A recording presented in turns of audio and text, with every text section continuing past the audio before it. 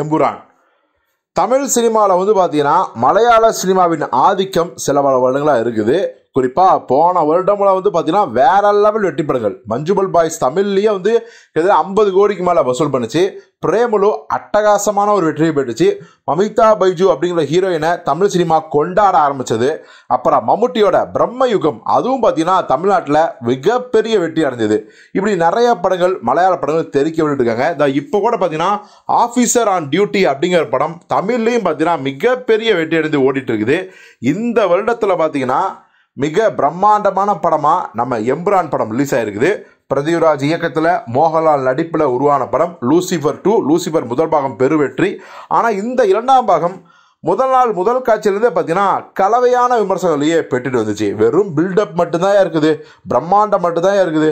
ஆனால் ஸ்லோ மோஷனில் நடிச்சுட்டே இருக்காரு, நடந்துகிட்டே இருக்காரு, ஒரு எஃபெக்டும் கிடையாது, கதை நவரவே மாட்டேதுன்னு புலம்ப ஆரம்பித்தாங்க. குறிப்பாக மோகன்லாலை எதிர்பார்த்து வந்தால் அவரே இன்ட்ரோலுக்கு வந்தால் வராரு, வந்தாலும் நடந்தா இருக்காரு அப்படிங்கிற கடுமையான விமர்சனங்கள். ஆனாலும் கூட அதையெல்லாம் தாண்டி இந்த படத்துக்கான ரசிகர்கள் கூட்டம் படத்துக்கு போயிட்டு தான் இருக்காங்க. அதன் விளைவாக பார்த்தீங்கன்னா இந்த படம் ஒரு மிகப்பெரிய வசூலை ஈட்டிருச்சு.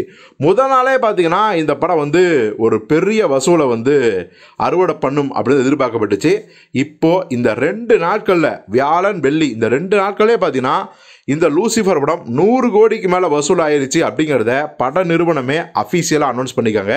ஸோ என்னதான் நெகட்டிவிட்டியான விமர்சனங்கள் வந்தாலும் கூட இந்த படத்தை மிகப்பெரிய ரசிகர் கூட்டம் பார்த்து வெற்றி பெற வச்சுட்டாங்க அப்படிங்கிறது தான் உண்மை. இந்த படத்தோட பட்ஜெட் கிட்டத்தட்ட 200 கோடிங்கிறாங்க.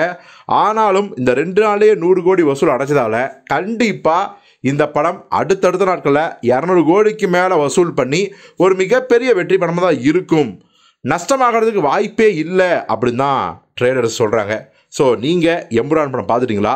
இந்த படம் ஃபைனலாக எவ்வளவு தான் கலெக்ஷன் அள்ளும் அப்படின்னு நீங்கள் ஒரு கால்குலேஷன் போடுவீங்களே, அது என்ன அமௌண்ட் அப்படிங்கிறத கமெண்ட்டில் சொல்லுங்கள்.